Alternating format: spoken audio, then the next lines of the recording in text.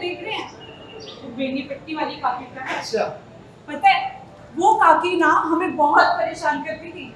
हम जब बचपन में वहाँ उस वाले खेत में खेलने आते थे ना, वो हमें मार मार के भगा देती थी और हम इतने ढीठ थे, हम फिर भी उनको परेशान करने पहुंच जाते थे। बहुत दिनों बाद अपने मायके आई हो, इसलिए खुश नजर आ रही हो। जहाँ आपका बचपन गुजरा हो, जिस मिट्टी की खुशबू हाँ आपकी रग रग में बसी हो और जिन हवाओं के साथ आपने गीत गाया हो, वहाँ आके तो अच्छा लगेगा ही। यहाँ की खुशबू तो मुझे भी पसंद है। अभी तो तुमसे शादी हुई। खूब समझ रही हूँ आपके तंज को। अरे तंज नहीं, देखो तुम्हारा घर भी आ गया। अरे रामनगर वाली काकी। अरे कल्पना बिटिया कैसी हो? अच्छी है काकी, प्रणाम। आप कैसी हो? सुरेखा कैसी है? मैं बिल्कुल ठीक हूँ बेटा, सुरेखा भी बहुत ठीक है। और जमाई बाबू कैसे हैं? बस आशीर्वाद। जीते रहिए जीते रहिए। काकी सुरेखा कहाँ है? यही है बेटा, अभी बुला कर लाती हूँ। वो तो बहुत खुश हो जाएगी तुम दोनों को देखकर। अरे सुरेखिया, सुरेखिया, देख कल्पना दीदी आई है। अरे कल्पना दीदी, जीजा जी। सुरेखा जवान हो गई है, कमर से ऊपर कितनी सुंदर दिखती है। छी छी छी, आपको बोलते हुए तनिक भी लाज नहीं आती। जब हमारी शादी हुई थी तब इसका जन्म हुआ था। अरे भाई साली कितनी ही छोटी क्यों ना हो, हंसी मजाक करते रहना चाहिए, वरना घमंडी जीजा कहलाऊंगा। क्यों सुरेखा, मैंने कुछ गलत तो नहीं कहा? आप भी ना। ये सुनो, ये लेके जाओ। राइट।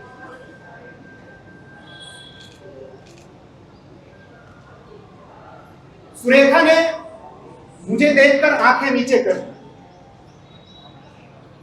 मुझे लगा सुरेखा को मेरा मजाक अगर अच्छा नहीं लगा तो बुरा भी नहीं लगा। सुरेखा मेरे ससुर के मित्र की बेटी, शरीर का संपूर्ण विकास नहीं हो सका, कमर से ऊपर सब ठीक था, लेकिन दोनों पैर छोटे छोटे।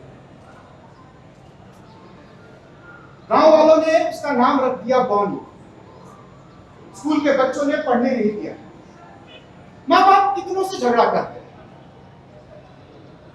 बेटी का नाटक देख ऐसे ही हीन भावना से ग्रस्त। फिर एक दिन सुरेखा की माँ कहने लगी, जमाई बाबू, जमाई बाबू, गांव के लोग तो गांव में उंगली करने वाले होते हैं। जब सुरेखा स्कूल जाती थी तो लोग उसे पेड़ का बंदर समझते थे, उसे देखकर उसको मजाक उड़ाते थे। क्या छोटे क्या बड़े, सब उसे घूरने लग जाते, उसे तरह तरह के नामों से बुलाते।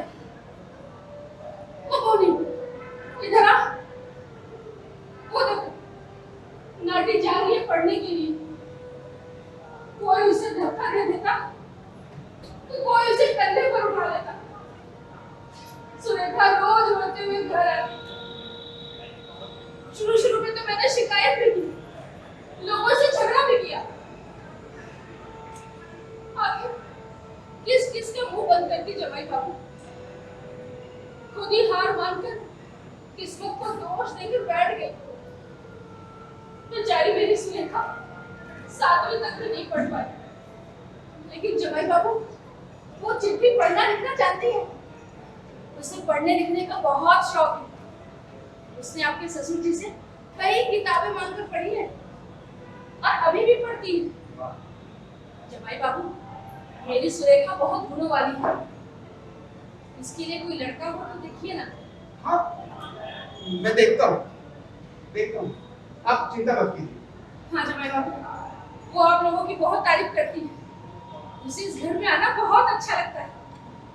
पूरे गांव में बस एक आप लोग ही तो है जिसके साथ वो खुश रहती है। जमाई बाबू, वो लड़के की बात ध्यान रखिएगा। अब मैं चलती हूँ। प्रणाम। जीते रहिए। पूरे गांव में मेरी पत्नी का परिवार ही है जो सुरेखा को संपूर्ण सम्मान देता है। उसका इस घर में बहुत मन लगता है। मेरे ससुर उसे अपनी बेटी की तरह प्यार करते हैं। लीजिए आपकी चाय। तो सुनो, सुरेखा को मेरा मजाक बहुत अच्छा लगा। तुम्हें पता चला कि नहीं? आप अपने आप को बहुत होशियार समझते हैं ना, ये तो इस तरीके की बहकी बहकी बातें करते हैं।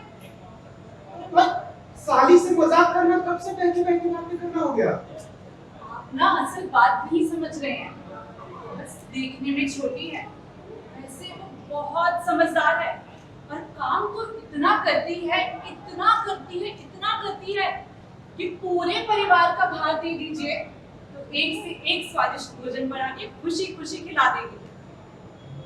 बहुत ही गुणी है मेरी सुरेखा, पर लोगों के लिए कोई खिलौने से अधिक कुछ भी नहीं। उसकी उम्र के बच्चों ने कभी उसे अपने साथ नहीं खेलने दिया, और यदि कोई खेलने के लिए तैयार हुआ भी तो उसे मात्र एक खिलौने की तरह उपयोग किया। वो कभी किसी के साथ खेली ही नहीं। बचपन से ही बहुत आत्मसम्मान वाली है मेरी सुरेखा। वो तो मैंने हमेशा ही देखा है। आपको पता है, ये टोला मोहल्ला की बहनोई का तो मैं क्या ही बताऊं, क्योंकि उसके सगे बहनोई ने भी उसे पूर्ण साली का दर्जा नहीं दिया।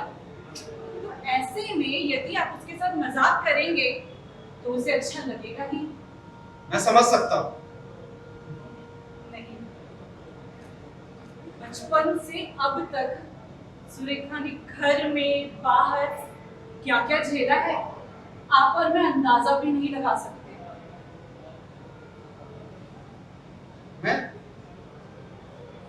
तुम्हारी बातें सुनकर स्तंभित। मैंने तो मजाक स्वाभाविक ढंग से किया था, लेकिन अब लग रहा है कि मेरा मजाक सुरेखा को पूर्ण स्त्री के मर्यादा का बोध कराया हो। अब उसके प्रति सहानुभूति टीस सा लग रहा है। आप ना असल बात नहीं समझ रहे हैं, वो आपका बहुत आदर करती है। तब तो तुमने मुझे बहुत अच्छा हथियार पकड़ा दिया। एक काम करो, सुरेखा को बुला के लेके आओ। मजाक ही क्यों, दुलार भी करूंगा, प्यार भी करूंगा। हे भगवान, अब मैं आपसे क्या ही कहूं, आप कभी भी गंभीर नहीं होते ना। अरे यार, ससुराल में कौन जीजा गंभीर रहता है? जमाई बाबू, खाली मजाक ही मत करते रहिएगा। सुरेखा के लिए कहीं लड़का ढूंढ दीजिए। आप लोगों के रुतबा से शादी हो जाएगी तो हो जाएगी, उसके बाद भी कहाँ ढूंढते फिरेंगे। और कहीं झूठ बोलकर शादी करवा भी दी तो छोड़ ही देना ना। समझ आया? अब चलिए, आपके गांव भी चल रहा है।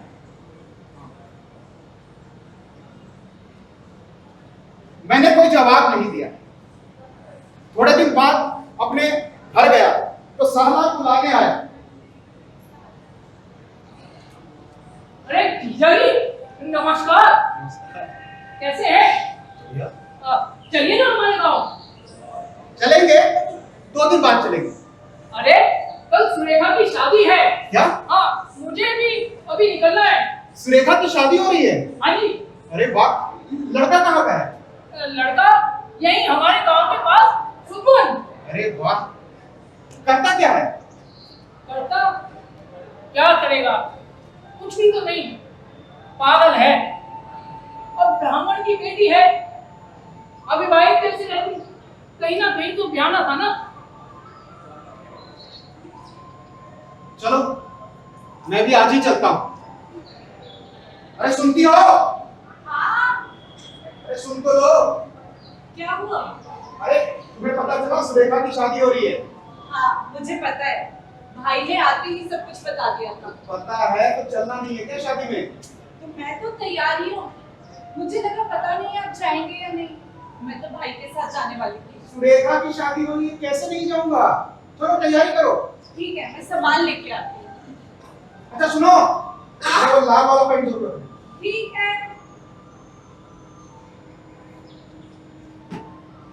चलिए।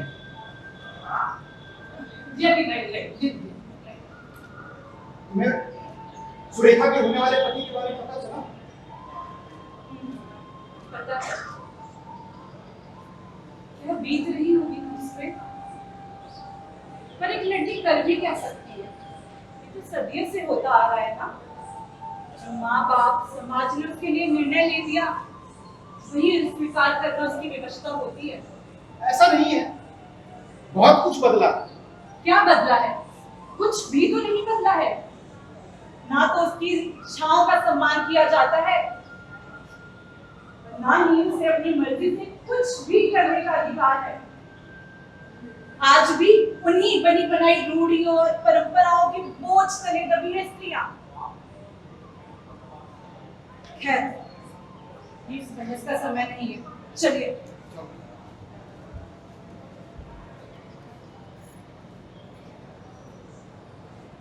मैं रास्ते भर सुरेखा और उसके होने वाले मानसिक रूप से कमजोर पति के बारे में सोच सोच के घबरा रहा। थोड़ी देर बाद अपने ससुराल पहुंचा। कहाँ गई? अरे अभी जाओ। अरे कहाँ रह जाते हो तुम लोग? चलो जल्दी। अरे आइए आइए जमाई बाबू, आओ बिटिया, भीतर रखवा। बैठिए, मैं आप लोगों का इंतजार कर रही थी। जमाई बाबू, आपके ससुर जी सुरेखा के कुंवारी होने को पर छुड़ा रहे हैं। अब वो लड़के के बारे में तो पता चला, घर बार कैसा है? कैसा होगा जमाई बाबू? मेरी सुरेखा तो है ही अभागा। लड़का मिला भी तो पागल मिला। खेत भी ना के बराबर है। एक बड़ा भाई है, वो दिल्ली में नौकरी करता है। काकी, जब खेत नहीं है, लड़का पागल है, तो सुरेखा का गुजारा कैसे होगा? और भाई किसका होता है? आज साथ है, कल अलग हो जाएंगे, तब क्या होगा? तो क्या कुंवारी रख लेना सामाजिक रूप से संभव है? और अगर कहीं झूठ बोलकर किसी के गले में लटका भी दिया, तो वो कितने दिनों तक रखेगा? कभी ना कभी तो छोड़ ही देगा। मेरी सुरेखा बहुत ही बुद्धिमती और गुण वाली लड़की है। उसके बराबर का पूरे गांव में कोई नहीं है। लेकिन सब कुंवर है। जा रही है पागल बताओ के हाथों में। मैं पत्थर हुआ जा रहा था। सुरेखा पे क्या बीत रही हो? सारा गुण होने के बावजूद उसे एक संपूर्ण मनुष्य ना मानने का अपराध कर रहा है समाज। काकी, कोई दूसरा उपाय नहीं है क्या? और क्या उपाय है बेटा? आज हम माँ बाप हैं, कल तो नहीं रहेंगे। हमारे जाने के बाद उसका क्या होगा? और भाई भाभी किसके होते हैं? कल को परेशान करने लगे तो? बेटा, मेरी सुरेखा बहुत बुद्धिमती है, लेकिन फिर भी पागल के हाथों जा रही है। उस बेचारे को तो किसी न किसी गड्ढे में जाना ही था।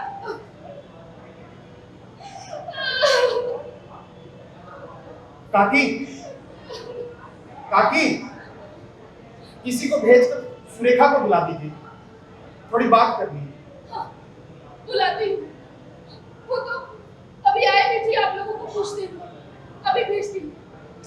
चलिए, मैं ले आती हूँ।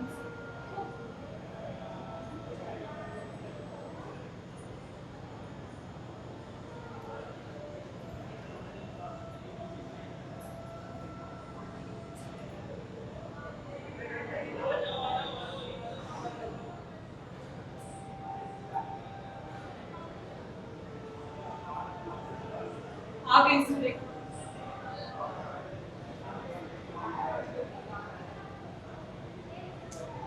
सुरेखा आकर खड़ी हुई, सूट सलवार पहने, बाल बिखरे हुए, चेहरा मुरझाया हुआ।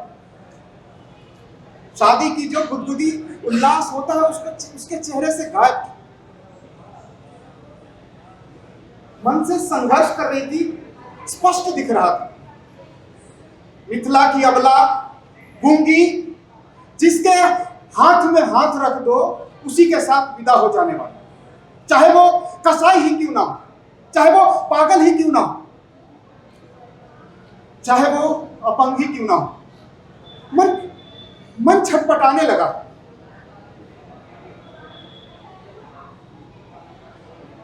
क्यों सुरेखा, आने की फुर्सत मिल गई?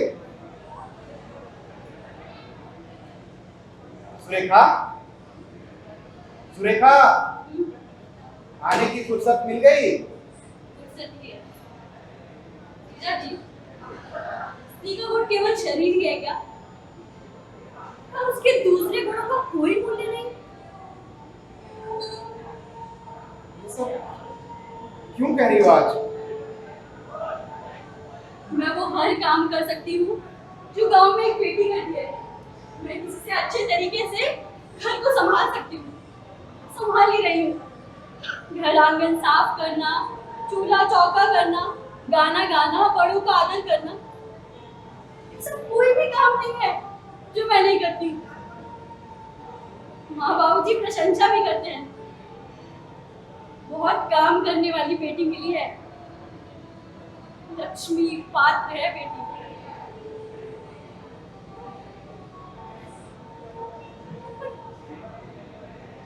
शादी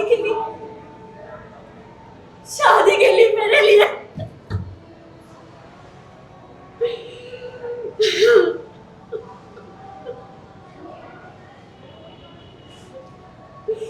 मैंने चुप रहना श्रेयस्कर समझा। असल में व्यक्त रूप से कुछ कहने का मन ही नहीं हुआ। सुरेखा का मुंह, कान, नाक इतना सुंदर कि कोई भी इसका पासपोर्ट साइज फोटो देखे तो तुरंत प्रभावित हो जाए। लेकिन इस नाटे कद ने सब कुछ सत्यानाश कर दिया। मुझे क्या लगता है दीदी, जैसे मैं एक चींटी हूँ, मनुष्य की योग्यता मांग रही हूँ। लोग मुझे मनुष्य मानने को तैयार नहीं है। मेरे पास भी आत्मा है, मन है, शरीर है, अंतर बस इतना कि मैं कद में लंबी नहीं हूँ। इसमें चेतना नहीं है, ये बात नहीं है। तब लोग शरीर की लंबाई के कारण मुझे हीन क्यों समझते हैं? आज ये सब क्यों कह रही है सुरेखा? आपको पता है जीजा जी, कल मेरी शादी है।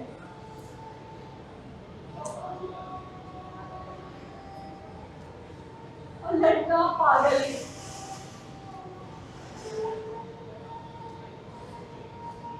माँ बाबूजी को कोई लूला लंगड़ा भी नहीं मिला।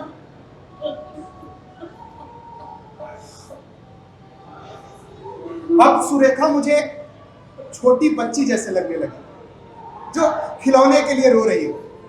मन किया मैं उसका पिता बन जाऊं, उसे गोद में उठाऊं, प्यार करूं और बोलूं हाँ मैं ला दूंगा बाजार से।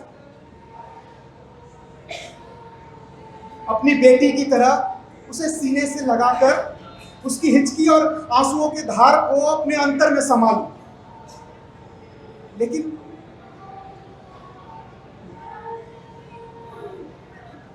आपको पता है, लूले लंगड़े ने भी मुझे नकार दिया। बाबूजी ने कई जगह शादी की बात चलाई, लेकिन कहने लगे नाती से शादी नहीं करूंगा, वंश खराब हो जाएगा। मैंने माँ से कहा सर्कस में पूरे लोग काम करते हैं, मुझे कोई रोजगार दिला दो, मुझसे कभी तुम्हारा पाग नहीं गिरेगा। मुझे ऐसा रोजगार दिला दो जिससे मेरा गुजारा हो जाए। लेकिन वो सब कहा। अब तो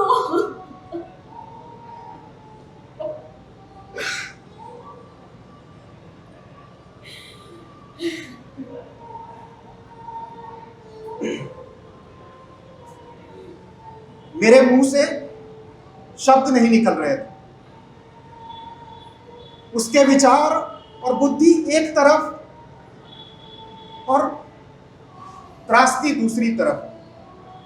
मन में असंख्य प्रश्न उठ रहे थे। आपको पता है, मेरे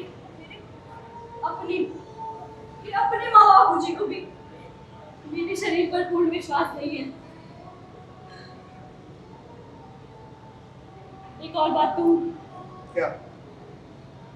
कल बाबूजी मधुबनी गए थे शादी की साड़ी लेने।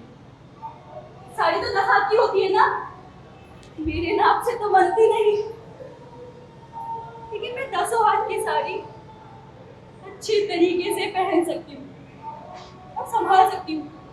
दीदी आपकी ही साड़ी मैंने कई बार इन्हें पहन कर दिखा दी है, बिल्कुल भी अजीब नहीं लगता, एकदम समेट कर सुंदर ढंग से पहन लेती हूँ। हमें पता है सुरेखा,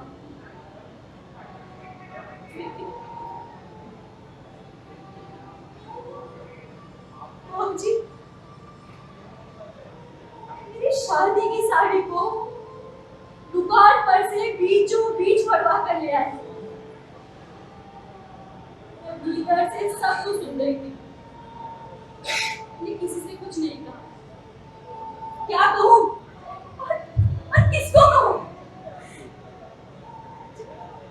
शादी पागल लड़के से हो रही हो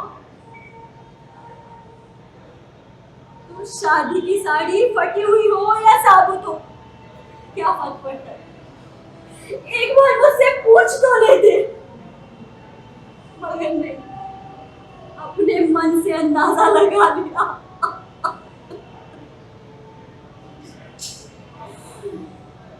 चुप हो जा सुरेखा। एक और बात कहूँ आप दोनों से, हाँ, मैं हार नहीं मानूंगी। बाप का घर तो बेटी का होता ही नहीं हमारे समाज में, और ससुराल तो अपना होगा,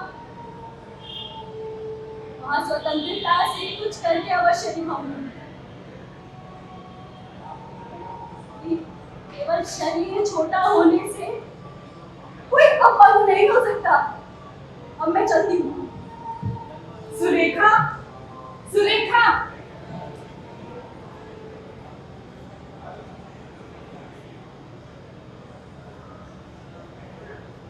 मुझे उसके आत्मविश्वास पे प्रसन्नता और संतोष भी हुआ।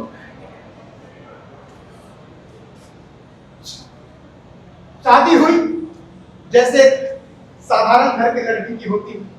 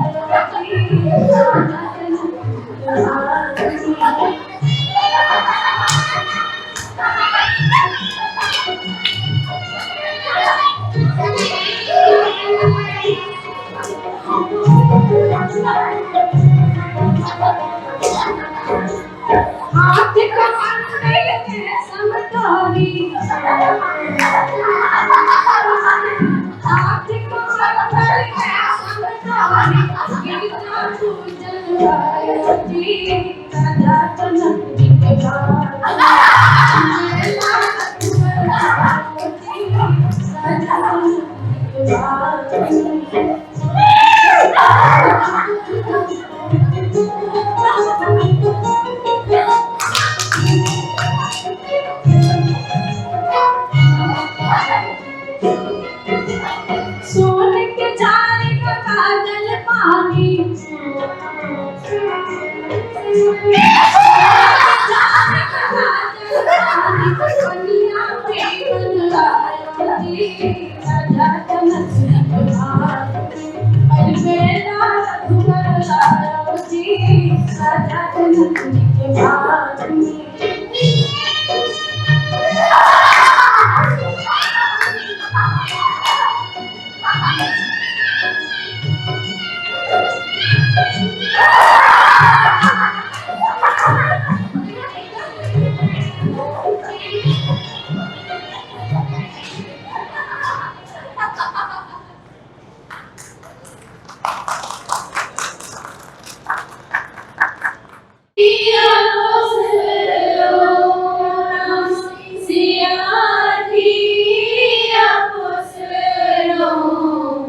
से हो लिया राम ले जा से हो लिया ले जा आगो आगो रामचंद्र पाछू पाछू डोलिया पाछू पाछू डोलिया तही पाछू लक्ष्मण भाई तही पाछू लक्ष्मण भाई से हो लिया राम लेने जाए।